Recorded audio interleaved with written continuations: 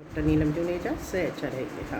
राजकीय महाविद्यालय श्री करणपुर महाविद्यालय के यूट्यूब चैनल पर आप सबका हार्दिक अभिनंदन करती हूँ। आज मैं बीए पार्ट 3 विषय इतिहास पेपर फर्स्ट के अंतर्गत बंगाल में द्वैत शासन की स्थापना के बारे में आपसे चर्चा करना चाहती हूँ। जैसा कि हमने बंगाल में ब्रिटिश साम्राज्य की स्थापना के अंतर्गत आपको पिछले लेक्चर्स के अंतर्गत बंगाल की 16वीं शताब्दी के अंतर्गत स्थिति क्या थी और 17वीं शताब्दी के अंतर्गत बंगाल में सत्ता में किस प्रकार से परिवर्तन आया और उसके बाद एक के बाद एक कौन कौन से नवाब गद्दी पर बैठे, और इसके साथ साथ आपको प्लासी का युद्ध और बक्सर के युद्ध के बारे में चर्चा की। यानी इतिहास में ये पता लगता है कि अंग्रेज जो थे व्यापारी थे, व्यापार करने के लिए भारत में आए, लेकिन भारत में व्यापार करने के साथ साथ उन्होंने राजनीति के अंतर्गत भी हस्तक्षेप करना प्रारंभ कर दिया, और जिसमें सबसे पहले उन्होंने बंगाल में अपने प्रभाव को कायम करने के लिए बंगाल की राजनीति में हस्तक्षेप किया, और जिसके कारण जून 1757 में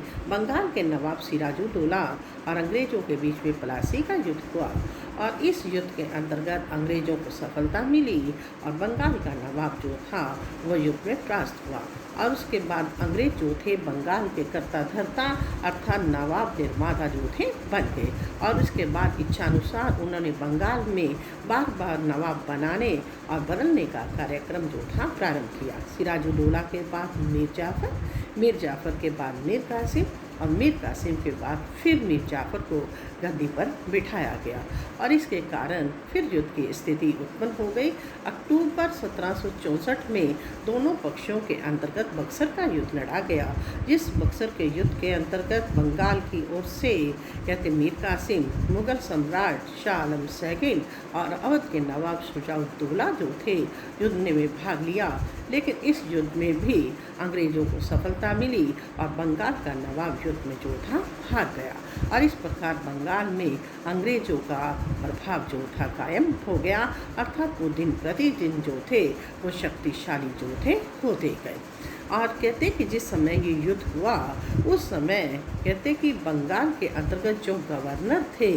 बेंसीटाट थे, उसके स्थान पर अंग्रेजों ने पुणे क्लाइव को भारत के अंतर्गत गवर्नर बनाकर जो था भेजा, और जब वो बंगाल में गवर्नर बनकर आए उस समय युद्ध तो समाप्त हो चुका था, लेकिन मुगल सम्राट शाह आलम, शुजाउद्दौला और बंगाल के नवाब को लेकर अभी कुछ शर्तें जो थी, यानी कि स्थिति को स्पष्ट करना अनिवार्य था। इसने क्लाइव ने में भारत में आते ही 12 अगस्त 1765 में मुगल सम्राट के साथ एक संधि की, जिसे इलाहाबाद की संधि के नाम से जाना जाता है, और इस संधि के अंतर्गत जो शर्तें तय की गई उस शर्तों के अनुसार बंगाल में दोहरी सरकार अर्थात द्वैत शासन स्थापित करने के लिए शर्तें जो थी जोड़ी गई, और इसी को बंगाल में हम द्वैत शासन का प्रारंभ भी जो है मानते हैं। द्वैत शासन के जहाँ तक विकास की बात आती है, इतिहास में ये पता लगता है कि जब क्लाइव भारत में दूसरी बार गवर्नर बनकर आए, क्लाइव ने भारत में आने के बाद कंपनी की सैनिक और असैनिक स्थिति में को सुधार करने के लिए उन्होंने कार्य किए, जिसके अंतर्गत कर्मचारी वर्ग जो था, जो निजी व्यापार करता था, उस पर प्रतिबंध लगा दिया और उपहार इत्यादि उन्हें देने के लिए उन्होंने मना कर दिया। इसके अतिरिक्त अंग्रेज सैनिकों को जो भत्ता दिया जाता था वो भी कम कर दिया गया। रिश्वत और भ्रष्टाचारी को रोकने का प्रयास किया गया। अगस्त 1765 में यानी मुगल सम्राट शाह आलम के साथ संधि करते हुए दोहरी शासन को लागू करने के लिए उसमें प्रयास जो थे किए गए, और इसके साथ साथ जो बंगाल का नवाब था उसके साथ भी समझौता जो था किया गया। ये कहा जाता है कि ये जो समझौते हुए उसके अंतर्गत क्लाइव ने कहते हैं कि दीवानी अधिकार तो कंपनी को और जो फौजदारी अधिकार थे वो उन्होंने बंगाल के नवाब को जो थे दे दिए, यानी एक स्थान पर जो सत्ता थी बंगाल की उसे 2 भागों में डिवाइड किया गया। फौजदारी अधिकार नाम मात्र के लिए बंगाल के नवाब के पास और दीवानी अधिकार सभी कंपनी ने अपने हाथ में जो थे ले लिए। इस प्रकार बंगाल में द्वैत शासन जो था लागू किया गया। और ये भी बताया जाता है कि 1765 में जब मीर जाफ़र का देहांत हो गया, उसके बाद उसका अल्पवयस्क पुत्र निजामुद्दौला जो था वो बंगाल का नवाब बना और इस शिशु नवाब के साथ भी अंग्रेज़ों ने एक संधि की। उस संधि के अनुसार उसे 53 लाख रुपए वार्षिक कहना चाहिए कि देने के बदले कंपनी ने कुछ फौजदारी अधिकार भी जो थे प्राप्त कर लिए और फौजदारी अधिकारों के अनुसार शांति व्यवस्था, बाह्य आक्रमणों से राज्य की रक्षा, विदेशी मामले, फौज और फौजदारी मामलों में और इसके साथ साथ न्याय देने का अधिकार भी कंपनी ने अपने हाथ में जो था ले लिया। और कंपनी ने सिर्फ इतना ही नहीं, निजामुद्दौला से जो समझौता किया उसके अंतर्गत नवाब के अधिकारियों की नियुक्ति करने और उन पर नियंत्रण रखने का अधिकार भी कंपनी ने अपने हाथ में केंद्रित जो था कर लिया। अर्थात कंपनी के द्वारा बंगाल के अंतर्गत दोहरा शासन लागू करने के लिए इस प्रकार की अनेकों शर्तें जो थी रखी गई, जिसके अंतर्गत फौजदारी अधिकार जो थे वो दिखावे के लिए बंगाल के नवाब के हाथ में रहे, लेकिन अधिकांश अधिकार कंपनी ने अपने हाथ में जो थे केंद्रित कर लिए और दीवानी अधिकारों पर उन्होंने पूर्णतः अधिकार जो था कर लिया। इस प्रकार जो सत्ता का ये जो विभाजन किया उसमें सत्ता दो भागों में बांट दी गई और दो भागों में बांटने के कारण इसका नाम द्वैध शासन या दोहरी शासन प्रणाली जो था पड़ा और जिसके अंतर्गत एक भारतीय और एक विदेशी शक्ति थी, जिसके अंतर्गत दीवानी और फौजदारी अधिकार अलग अलग थे, इसलिए इसे द्वैध शासन का नाम जो है दिया गया है। ये व्यवस्था 1765 में लागू हुई और ये 1772 तक यानी 7 वर्ष तक जो थी ये भारत के अंतर्गत बंगाल के अंतर्गत जो थी चलती रही। इसलिए बंगाल की शासन व्यवस्था में ब्रिटिश साम्राज्य की स्थापना में द्वैध शासन व्यवस्था जो है इसका भी एक अलग ही स्थान जो है माना जाता है। द्वैध शासन व्यवस्था के जहाँ तक स्पष्टीकरण की बात आती है, क्लाइव ने जो दोहरी शासन व्यवस्था लागू की ये व्यवस्था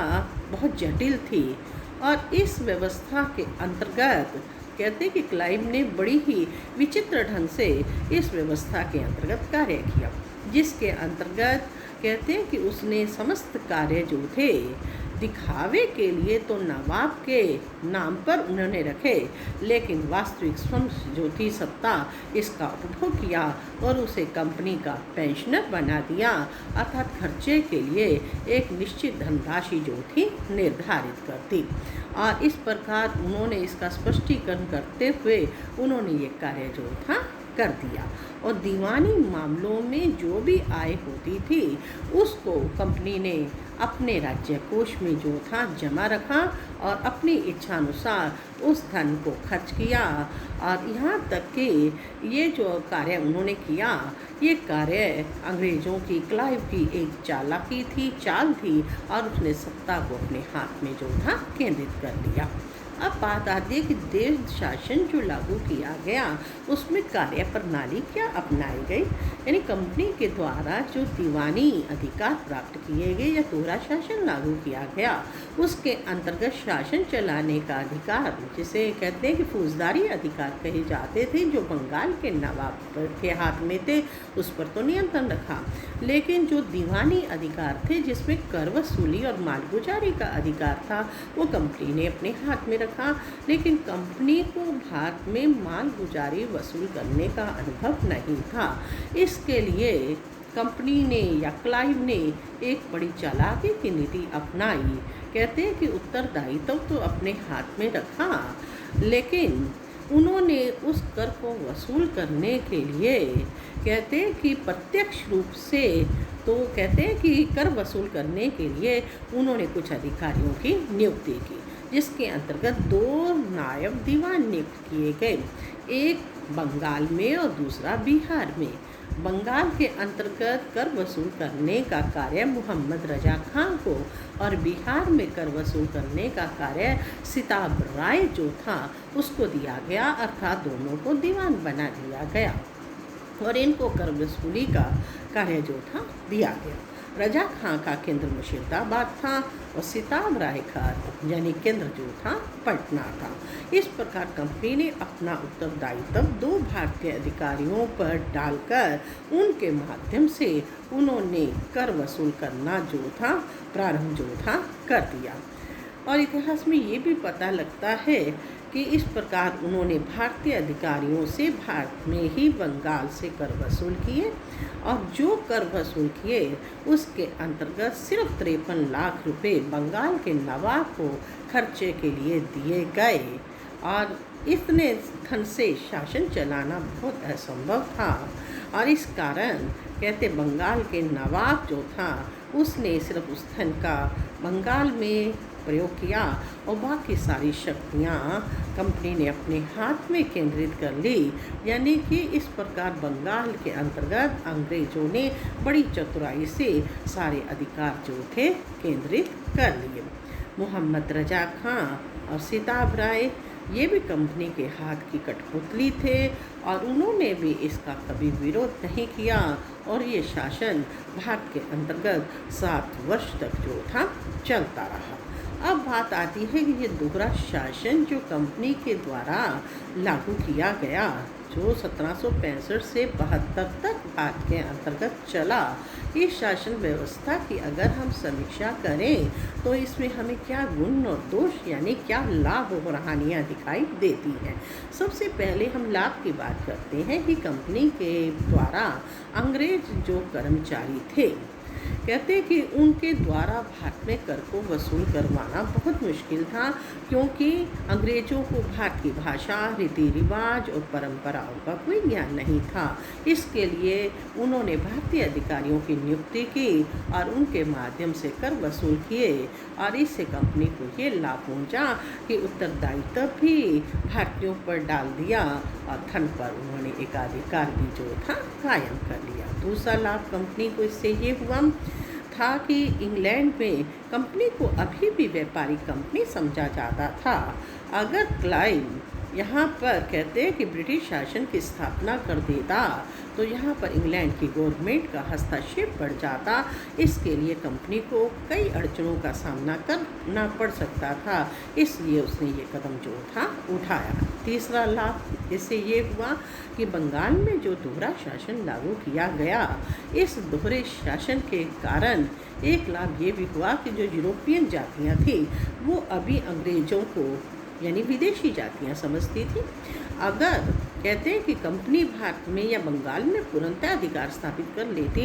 तो इसे डच, पुर्तगाली और फ्रांसीसियों के विरोध होने की भी संभावना थी और इसलिए कहते कि क्लाइव उनसे विरोध जो था नहीं करना चाहता था। और चौथा लाभ ये भी हुआ कि कंपनी के द्वारा जो दोहरा शासन लागू किया गया, कहते हैं कि इस दोहरे शासन से मराठे शांत रहे। अगर कंपनी पूर्णतः अधिकार कर लेती तो मराठों का विरोध भी जो था हो सकता था। और इसका एक लाभ ये भी हुआ कि ये जो दोहरा शासन लागू किया गया इससे अंग्रेज़ों के एक लाभ ये महत्वपूर्ण हुआ कि इससे पहले कहते हैं कि बंगाल के अंतर्गत अंग्रेज़ों को 2-3 युद्धों का सामना करना पड़ा, जैसे प्लासी का युद्ध, बक्सर का युद्ध इत्यादि थे। और इस कारण कंपनी बार बार युद्धों में नहीं यानी अपने आप को व्यस्त नहीं रखना चाहती थी। इसलिए इस राजनीतिक क्रांतियों से बचने के लिए उन्होंने नवाब को अपने हाथ की कठपुतली बना लिया और धन पर भी एकाधिकार स्थापित कर लिया। ये भी उनकी बुद्धिमत्ता का जो था परिचायक था। और कंपनी के द्वारा ये जो दोहरा शासन लागू किया गया, इससे एक लाभ कंपनी को ये भी पहुंचा कि इस दोहरे शासन से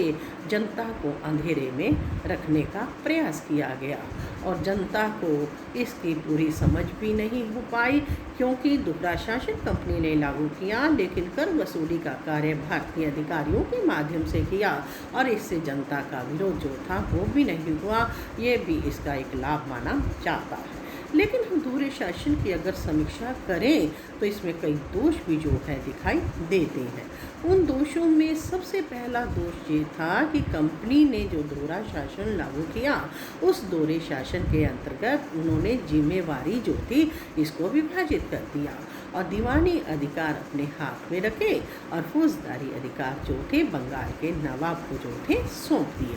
और ये जो कार्य उन्होंने किया और उसके अंतर्गत बिना धन के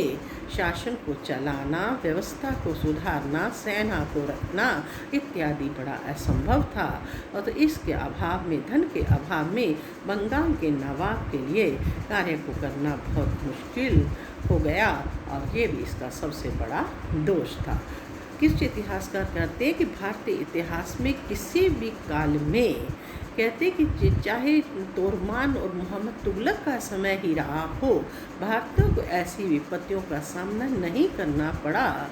जो बंगाल के अंतर्गत कंपनी के द्वैध शासन काल के अंतर्गत जो था करना पड़ा। क्योंकि किसी अंग्रेज अधिकारी ने लिखा है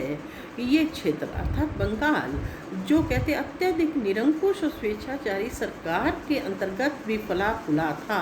कहते कि कंपनी के शासन और दोहरे शासन के अंतर्गत वो बर्बादी की ओर बढ़ गया, अर्थात ये इसका सबसे बड़ा दोष माना जाता है। दूसरा दोष ये था कि द्वैध शासन के अंतर्गत कंपनी ने बंगाल की रक्षा का कार्य अपने हाथों में लिया और उन्होंने अपनी ही सेनाएं रखी और नवाब से जो था उसको सेना रखने का कोई अधिकार नहीं दिया और शांति व्यवस्था बनाए रखने के लिए सेना का होना अनिवार्य था और उसके अभाव में यानी नवाब जो था कोई कार्य नहीं कर सका। तीसरा दोष ये था कि ये दोहरा शासन जो लागू किया गया, इसमें न्याय व्यवस्था जो थी इसको भी पंगु बना दिया गया, क्योंकि कंपनी के द्वारा न्याय का जो कार्य था दीवानी मामलों के अंतर्गत कहते हैं कि अंग्रेजी कानून, फौजदारी मामलों में कुछ मामलों में भारतीय कानून तो कुछ में अंग्रेजी कानून चलने लगे, तो इस कारण भारतीयों के लिए उस कानूनों को समझना और निष्पक्षता से न्याय देना और ईमानदारी से कार्य करना इत्यादि जो था मुश्किल हो गया। और इसका एक दोष ये भी माना जाता है कि जो दोहरा शासन लागू किया गया, इस दोहरे शासन के अंतर्गत जो कहते इंग्लैंड गवर्नमेंट थी, सरकार थी, वो भी पीछे नहीं रही। 1767 में उन्होंने कंपनी से 4 लाख पाउंड का ऋण मांगा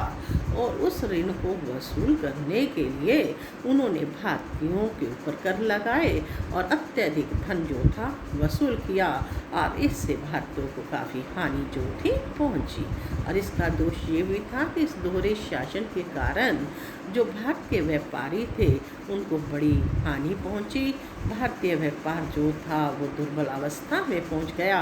और भारत के अंतर्गत बंगाल जो कपड़ा उद्योग का एक बहुत बड़ा केंद्र माना जाता था, वहाँ के व्यापारी अपने व्यापार को छोड़कर जो थे भागने लगे। और एक दोष ये भी था कि दोहरे शासन के कारण जो कर्मचारी थे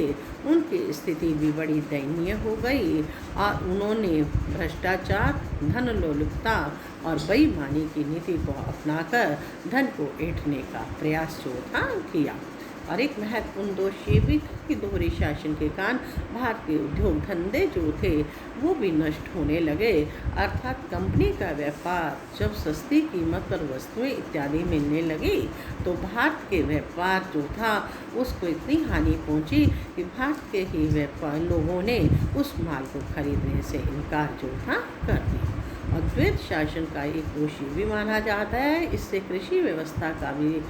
बहुत नुकसान हुआ और जिसके अंतर्गत आवश्यकता से अधिक किसानों से कर वसूल किए गए और कुछ किसानों ने तो खेती इत्यादि करना भी बंद जो था कर दिया। यानी कुल मिलाकर हम ये कहते हैं कि ये जो दोहरा शासन भारत में लागू किया गया, इससे कंपनी की आय तो अत्यधिक बढ़ गई, लेकिन बंगाल की आर्थिक स्थिति बड़ी दयनीय हो गई और जिसके कारण भारत में बंगाल में अकाल की स्थिति उत्पन्न हो गई और लोगों के लिए अपना जीवन यापन करना भी जो था मुश्किल हो गया। निष्कर्ष के तौर पर हम ये कहना चाहते हैं कि द्वैध शासन ये अंग्रेज़ों के द्वारा जो बंगाल में स्थापित किया गया, ये द्वैध शासन जो था ये अंग्रेज़ों की चालाकी थी। तो भारत के सत्ता को अपने हाथ में लेना चाहते थे। भारत की दुर्बल राजनीतिक व्यवस्था का लाभ उठाते हुए उन्होंने इस व्यवस्था के अंतर्गत सत्ता को अपने हाथ में लिया और ये भी माना जाता है कि इससे कंपनी को लाभ हुआ, लेकिन बंगाल राज्य जो था उसको बड़ी हानि हुई और ये व्यवस्था 7 वर्ष तक भारत में चली। लेकिन 1772 में जब वारेन हेस्टिंग्स भारत के अंतर्गत कंपनी के गवर्नर बनकर आए तो उन्होंने इस दोहरे शासन को समाप्त कर दिया, अर्थात 1772 में ये दोहरा शासन भारत में समाप्त जो था हो गया। धन्यवाद।